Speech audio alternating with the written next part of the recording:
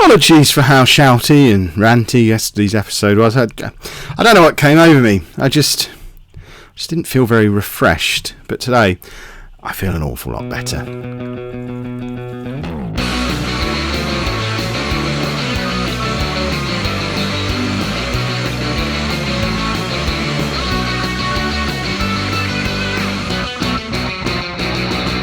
Hello and welcome to part 9 of the Milan mission. I'm Kev, and coming up on today's episode, we're in the Champions League. It is our first Champions League game of this series. We're away against BAYER LEVERKUSEN. It does mean we've only played one game since you were last with me, but I think the sooner we get back in and let the anger leave my system from yesterday, the better. Plus, this series is all about re-establishing AC Milan as a European superpower.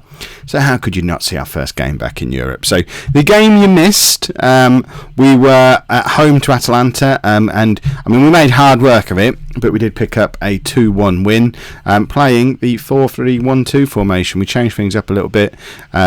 Pushed two up front and just went for it, and it didn't really work. We're still not played well yet this season, but we have only played 2 games, so we're not going to panic about it just yet. First up on today's episode, before the European adventure begins, though, we are away against Napoli. Napoli did quite well last season, but they've had a really poor start to the season. They currently find themselves rock bottom of Serie A, with 2 defeats from the first 2 games, and we want to go there and make it 3 defeats in 3 and really spoil their start. Not least because, if we have a look, Juventus are already at it again. Look, 3 wins in 3.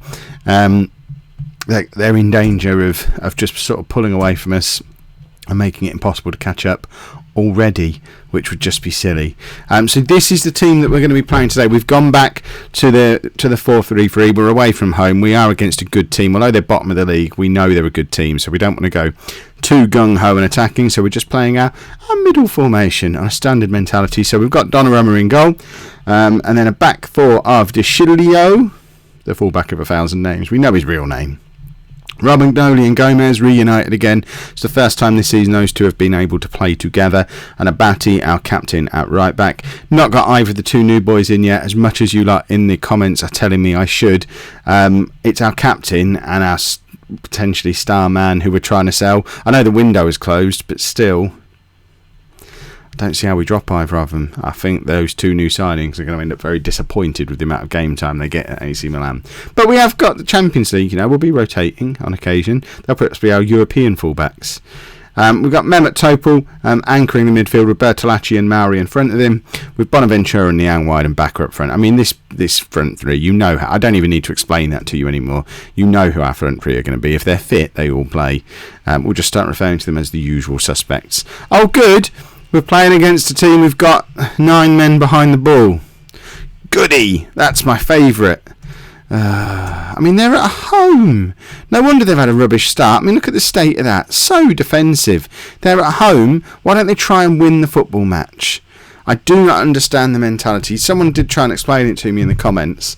The Italian mentality, where if you draw every game, it's 38 points, which is enough to stay up. So you don't need to win, you just need to not lose.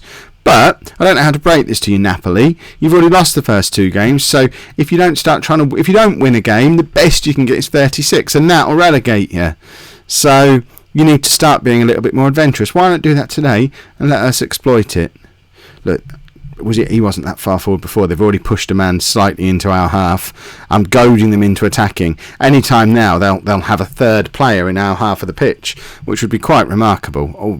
That was poor defending. Was that Gomez really struggling to get across? You can tell he's not fully fit. And that is the goalkeeper that you lot have been nagging at me for 8 episodes to play. Diego Lopez never used to do that. Gomez showed his lack of fitness there trying to get across. He didn't make it in time and caused that problem, really. But we should have defended better. And Donnarumma should be doing better than that. That's just... There's no way to fancy that up. That was just poor goalkeeping.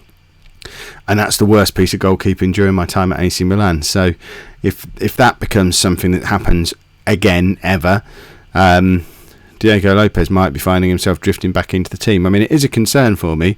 Goalkeeper is officially our weakest position. He's only 2.5 star current ability. Yes, I know he's got all that potential, but we're not playing a 10, 15 year save here. We're going to be 4 or 5 seasons before FM17 comes along, probably. By the end of this save, he's probably still not going to be 21. Have we got time to let him develop? Or do we cash in on him now? We got a £10 million offer from Everton in the summer. I could have used that 10 million to really strengthen elsewhere. And part of me is thinking, why worry about developing youth? This isn't a long-term save. We just want to win the Champions League. The way to win the Champions League is with a proper goalkeeper, not a 17-year-old who's just not coming for crosses now, apparently. I mean, what's happened here? We know how good Donnarumma gets. We remember him from non-league to legend and at Man City, where he was brilliant for us there, and he did win the Champions League there. But that was just hesitant. Yeah, put your hands on your head, because you didn't come for the cross. You're 6'12" or whatever you are. Come for crosses, for goodness sake. And don't palm shots right back out onto the striker's toes. I mean, he's had a poor game today. I'm angry with him.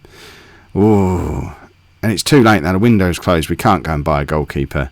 But some of the goalkeepers we're getting offered, proper sort of 4-star current ability goalkeepers who were in our price range. And I was deliberately turning them down because, we've got Donnarumma. We know he's going to be good. Well, he's not good now. There he is again. Look, this. But remember, Napoli, bottom of the league. No hands up there. He doesn't even point at the ball going past him. Eggs would have at least pointed at it. We would actually be better off today with Eggs in goal. That's how poorly Donnarumma has played. Bonaventura is now missing. I mean, we've just been awful. I don't understand how we've been so bad. We have just had a rotten start to this season. And if we're not careful, it doesn't matter what we do in the Champions League unless we go and win it, because we're not going to be in it again next year. And we need to be consistently qualifying for it every year if we're going to become a European superpower again. Bertolacci forcing a save from Ron McNally tucks it away at the second time of asking. I don't think we've got enough time to get back into this game, and even if we do, 3-3 away from home against the worst team in the league, it's not good, is it? It's been poor again, even if we manage to salvage something. And I'm not at all confident that we will, because Backer's not been the same player this season that he was last year, and I am a little bit concerned that we've not strengthened in the right areas. Second season syndrome and all that. We did incredibly well to finish second last year, and we probably didn't deserve it. And are we going to get a little bit caught out this season because of it? Answers on a postcard or in the comments, whichever you prefer. There are actual genuine ways you can send me a postcard. If you'd like me to read your postcards out on the channel, you can do that. You'll just have to find the way to do it, but there is a way. Hint, you won't find it on this channel. Get your sleuthing hats on, see if you can find the place to send postcards to. Right, we're taking Backer off. We don't have a backup. This is part of the problem. We'll stick Niang up front because Backer is just not playing well because he knows he's not being challenged for his place in the team. So let's show him that Niang can go up front and Honda can come in if need be, and at least it offers us something a little bit different, because Backer needs a jolt up the backside and remind him that he was the top scorer in Italy last year, and he's just been really tame and boring so far this season.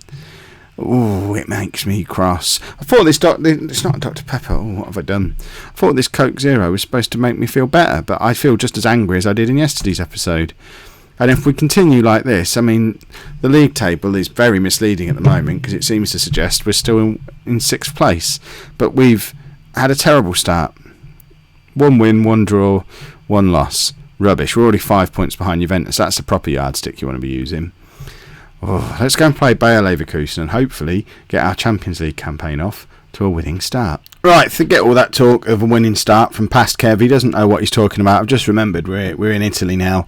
We're away in the Champions League and we're not very good. So we go and we defend. We've only ever used this system once before. We used it against Inter Milan last season. It's the reason we qualified for the Champions League, because we went away to Inter, long journey, late flights back, etc. And we ground out a 1-0 and we barely touched the ball, but we nicked a win. We're going to go to Germany, again another long away trip, and we're going to try and grind out a result. We'd be happy if it just ended 0-0, but we'll have to see. We are also bringing Lazar in to make his debut at left back, because the fullback of 1,000 names is just annoying me, so I've dropped him. We're keeping Abate in now, so Makey hasn't yet made his debut, which it's awful. He's better than this, but I'm stupid for signing him, I guess. He could always come on the right side of midfield if we really want to go proper full-on Italian and drop the wide players back later in the match.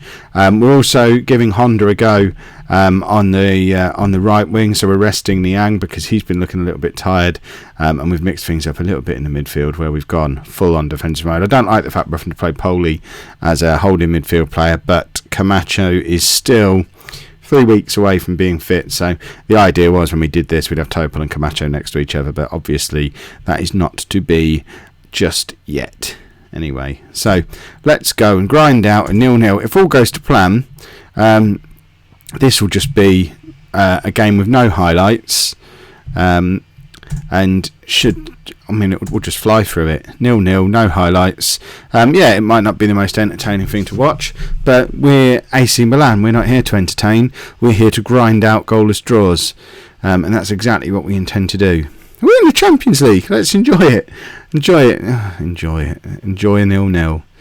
If I ever get to that point, it's time to leave and come back to the Premier League.